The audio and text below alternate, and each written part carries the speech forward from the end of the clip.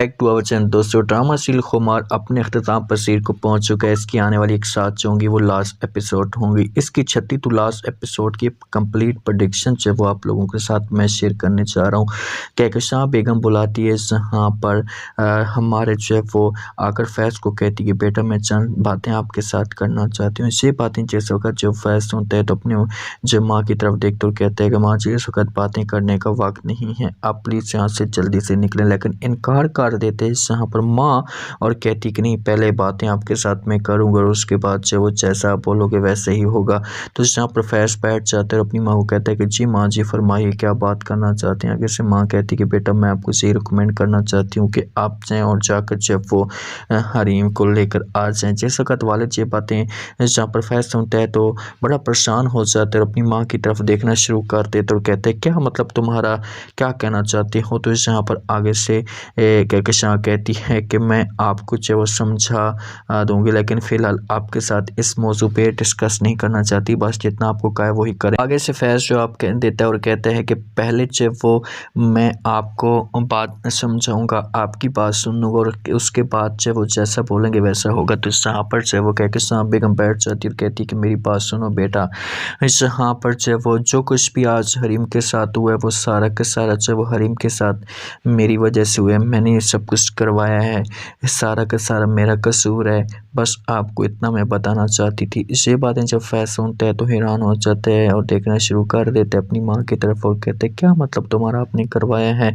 तो कहकशां बेगम कहती मुझे पता था कि आप मेरी बात पे यकीन नहीं करेंगे, लेकिन बस जो बात थी वो बता दी आपको, आगे आपकी अपनी मर्ज़ी, अब तुम जानो तुम्हारा काम जाने, तुम जो कुछ भी अब कहोगे तो यहाँ पर वही होगा। मज़ीद आप लोग ये भी देखेंगे कि कहकशां बेगम आती है और आकर हरीम के साथ बात करती है, उसे समझाने की कोशिश करती है और कहती है कि जो कुछ भी होना था हो चुका है, लेकिन प्लीज़ आप मेरे बेटे को माफ़ कर दें, मेरे बेटे के पास आ जाएँ। तो यहाँ पर जब वो इनकार कर देती है फ़ौरन हरीम उससे कहती है कि मैंने पहले भी कभी उसके साथ ऐसी बात नहीं की थी, मेरे दिल में पहले भी ऐसी कोई बात नहीं थी और आज भी कोई ऐसी बात नहीं है, प्लीज़ आप ये सब कुछ कहकर शर्मिंदा मुझे मत करें। तो यहाँ पर जब वो फ़ौरन जवाब देती कि कहकशां बेगम उससे कह दिए कि बस मुझे तो इस बात का एहसास है ना, मेरे दिल में अब बहुत ज़्यादा शर्मिंदगी आ चुकी है, मैं आपका सामना भी नहीं कर सकती, मैं इतनी ज़्यादा जो वो अंदर से जो वो टूट चुकी हूँ। बस आपको यही कहूँगी कि इस मुश्किल वक्त में मेरे बेटे का साथ कभी भी मत छोड़ना।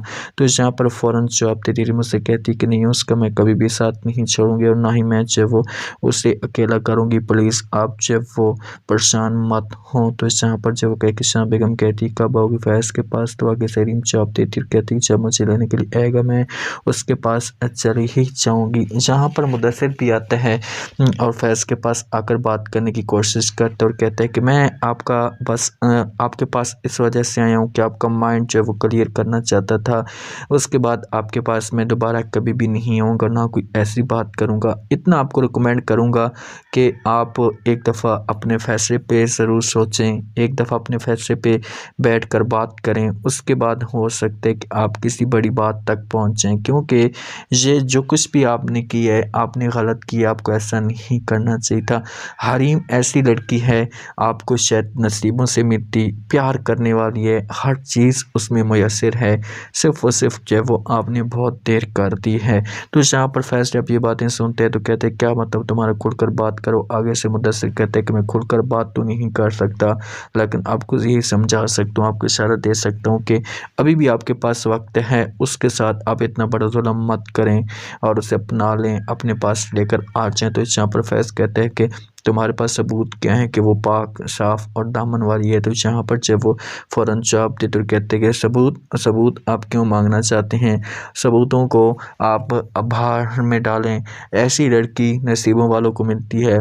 अगर कोई आपको कहे कि गलत है तो उसको मेरे पास बुलाओ, मैं उसके साथ बात करूँगा, मैं उसे समझाऊँगा, मैं बात करूँगा और मैं देखूँगा कि कौन उसके ख़िलाफ़ बात करता है। क्योंकि देखो आप उसकी आंखों की तरफ, वो तो आज भी तुम्हारा इंतज़ार कर रही है, वो तो आज भी तुम्हारे साथ मोहब्बत करती है, तुम्हारे अलावा उसने किसी और के बारे में सोचा भी नहीं था। आखिरकार फैज़ यहाँ पर मजबूर हो जाता है और पहुँच जाता है हरीम के पास और उसके साथ बात करने की कोशिश करता है। साथ में मुदस्सिर भी मौजूद होते हैं। फैज़ हरीम को कहते हैं कि प्लीज़ मुझे माफ़ कर दो।